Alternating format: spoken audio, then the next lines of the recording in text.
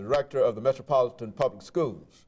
And of course, Dr. Garcia, during this last 6 or 7 minutes that we have here, let's give you an opportunity to sort of wrap up and to talk about some of the things that you consider to be very, very important that you really wouldn't want to leave today without having made some statements in reference to that. And I think that if we can do it that way, then it'll give you an opportunity to sort of wrap up this show for today. All right, well, let me finish up the thoughts on the standards and assessments and all that, because that plan, we put it in our district in California, and it was very successful.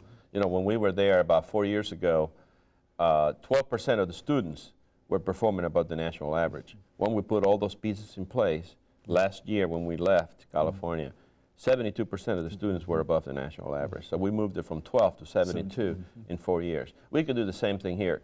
If it works in one place, it works in another. We didn't invent it. We copied it from Maryland. We went to El Paso, Texas, Brazosport, Texas, Montgomery County, Maryland. We worked with the superintendent from Johnson City, New York, Milwaukee, Wisconsin, Seattle, Washington. We work with a whole bunch of places, and we know that this works. You got to stay the course, and you got to stay focused. You can't just start going and deviate and do all kinds of other things. You stay with the course. And the bottom line is there are many, many schools nationwide that are low socioeconomic schools that are highly successful. So we got a lot of schools in our system that are very effective, very successful schools. You go to Hume Fogg, Harpeth Valley, Meigs, any of those magnet schools or some of the other higher socioeconomic schools, they are very successful and they're doing very well. The problem is out of the 129, that may only be 20 or 30. You all got another almost 100, 90 that are not at those levels, that have a lot of students below the national average. And what we got to do is we got to put everything in place so that those schools can compete with the high socioeconomic schools. Because I believe that all kids can be successful and learn. And because you may be poor doesn't mean you don't have the brains or the talents or the skills to be successful and to do well in school. You know, I always say when God gave by brains, the poor kids weren't absent. And so whether, you know, people say, well, a lot of the bright kids go to private schools. I don't believe that for 1 second. I believe there are as many bright kids in the inner city as anywhere else. And so our attitude is one of no excuses. And we don't blame parents. I'm not going to say it's lack of money. I'm not going to say it's parents. I'm not going to say anything other than if we have a focused curriculum, we can make it happen. You know, we got good principals, we got good teachers that are working their tails off out there, doing their job every day. And if we give them the skills and the materials and the training and the standards and the assessments, they'll make it happen. My job is to make the principals, give the principals a capacity so they can go out and impart that knowledge and the help and assistance to the to the 5,000 teachers. I can't do 5,000 teachers, but I can do 129 principals. So if I can build the capacity of the principals to be the best they can be, truly instructional leaders that understand what learning is all about, that do not buy into the excuses, that you know, that believe whether parents are supported or not, we still have a responsibility to teach kids. Then I believe we can make that happen, because you know, nobody wants to work in a bad system. Nobody wakes up in the morning and says, well, I'm going to go to work in the worst system in America. People want to work with a good school system, and I believe teachers are the way, and it's a sense of pride. And I believe we can make that happen. I believe that people want to do the right thing and want what's good for kids.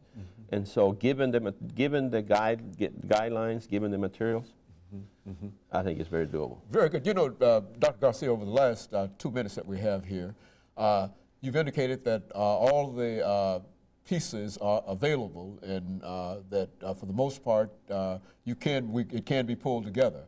Let's give you an opportunity to talk about some of the things that you believe that you need in order to, the kind of support you believe that you need in order to make that happen, the long-range plan work. Well, I think really what needs to happen is the principals need to get on board, and they are getting on board, and I believe that, you know, initially when I came in, you know, it's like, people have different expectations. You know, oh, you come in, Wyatt Earp comes to town, and everybody's just kind of like hiding. Well, you know, if the house is on fire, you don't form a committee to figure out what to do. You start throwing water on the fire.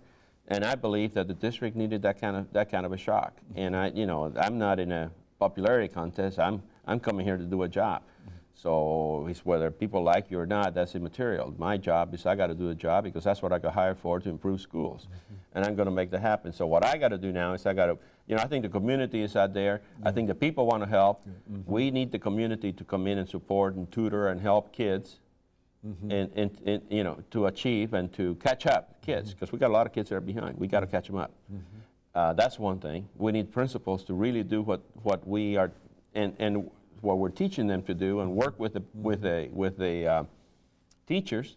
And we need teachers to continue to be committed and doing the job. And I believe if those three things happen, we can make it happen. Very good. And of course, Dr. Garcia, over the last minute that we have here, let me thank you for that very, very candid information you gave us about some of your goals and objectives, and to believe that, as you indicated, that these things are really doable, and to really be encouraged by the fact that generally when we meet under situations like this, the first thing that happens is that, hey, you don't have enough money to do this, and especially, but now what you're saying is that all the pieces are there, but what you have to do is to simply get folks to get on board and to bring those pieces together, and you think that over the next several years that you can increase the reading level of the students in the metropolitan school system. Well, the attitude that I want everybody to have is no excuses. No excuses.